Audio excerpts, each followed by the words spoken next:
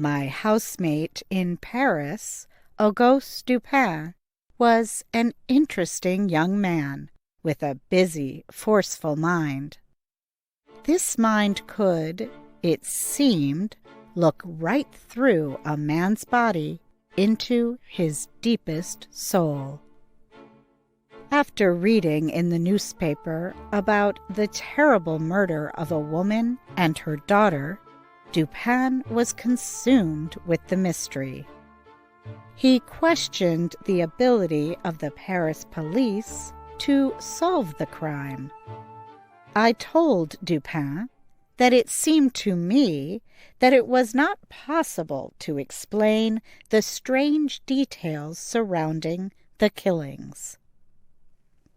No, I think you are wrong. A mystery it is, yes, but there must be an answer.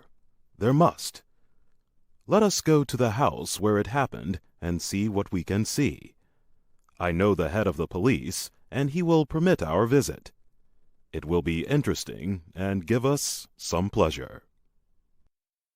I thought it strange that Dupin thought the activity would give us pleasure, but I said nothing.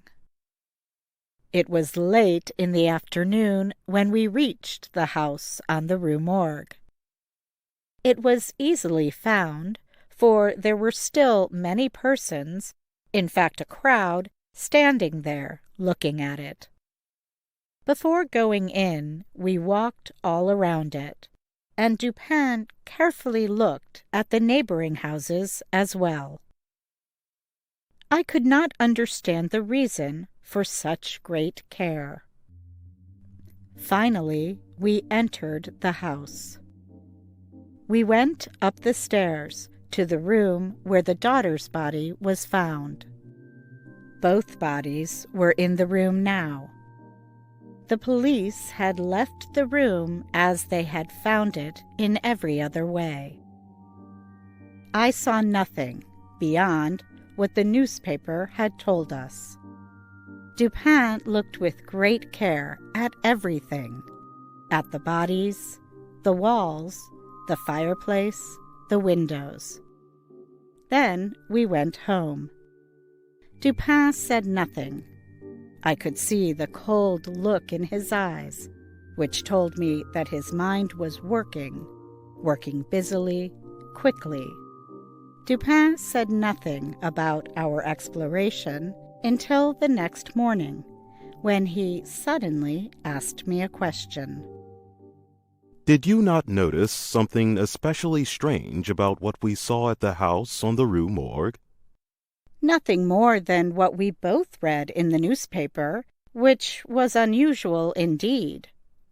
How shall we explain the horrible force, the unusual strength used in these murders? And whose were the voices that were heard? No one was found except the dead women. Yet there was no way for anyone to escape. And the wild condition of the room, the body which was found head down in the chimney, the terrible broken appearance of the body of the old lady, with its head cut off.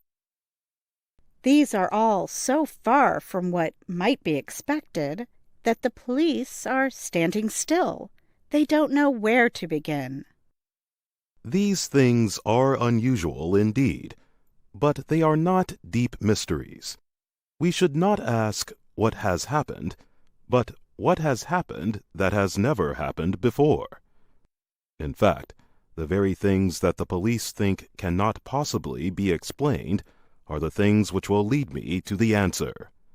Indeed, I believe they have already led me to the answer. I was so surprised that I could not say a word. Dupin looked quickly at the door. I am now waiting for a person who will know something about these murders, these wild killings. I do not think he did them himself, but I think he will know the killer. I hope I am right about this. If I am, then I expect to find the whole answer today.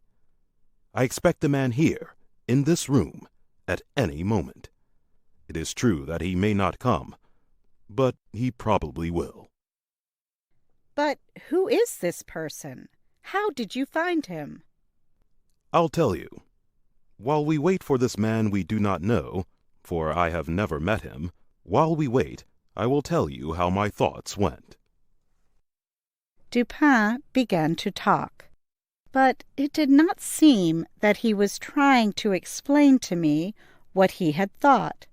It seemed that he was talking to himself. He looked not at me, but at the wall.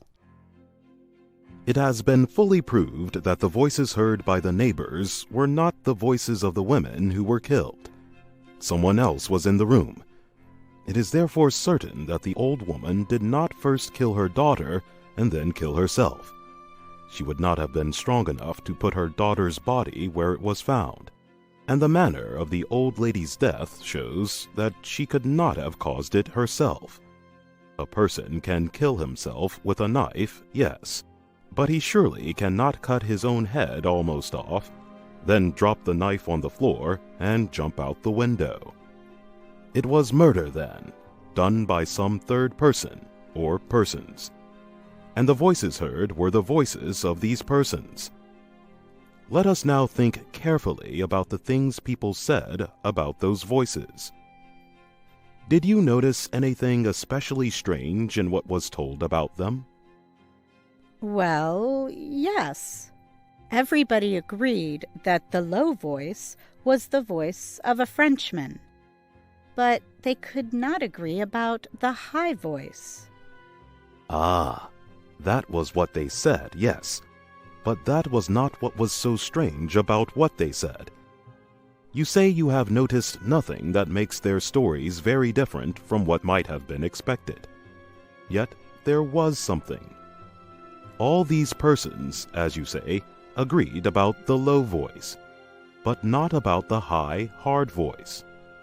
The strange thing here is that when an Italian, an Englishman, a Spaniard, and a Frenchman tried to tell what the voice was like, each one said it sounded like the voice of a foreigner.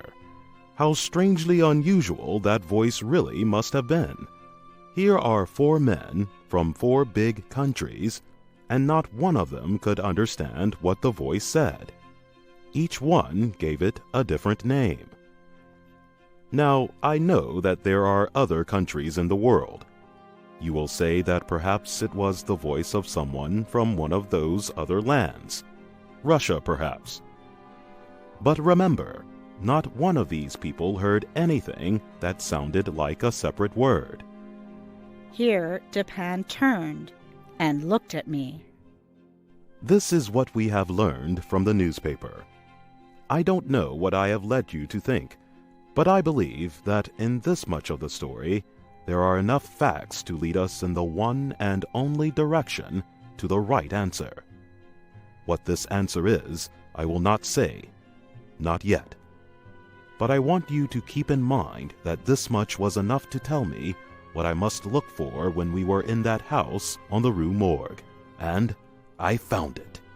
What did I first look for? The path of escape, of course. I mean, we agree the killers were not ghosts. They could not move through walls. So, how did they escape? At first, I saw no way out. It had been necessary for the neighbors to break down the door in order to enter the room. There was no other door. The opening above the fireplace is too narrow for even a child to go through. That leaves only the windows. We must make that exit somehow possible. Remember, there are 2 windows in the room. Both of them, you will remember, are made of 2 parts. To open the window, one must lift up the bottom half. One of these windows is easily seen. The lower part of the other is out of sight behind the big bed. I looked carefully at the first of these windows. It was firmly closed, fastened like the door on the inside. To keep the window closed, to fasten it, someone had put a strong iron nail into the wood at the side of the window in such a way that the window could not be raised. At least it seemed that the nail held the window closed. The nail was easy to see. There it was. And the people who discovered the killings used their greatest strength and could not raise the window. I, too, tried to raise the window and could not. I went to the second window and looked behind the bed at the lower half of the window. There was a nail here, too, which held the window closed. Without moving the bed, I tried to open this window also, and again I could not do so. But I did not stop looking for an answer there.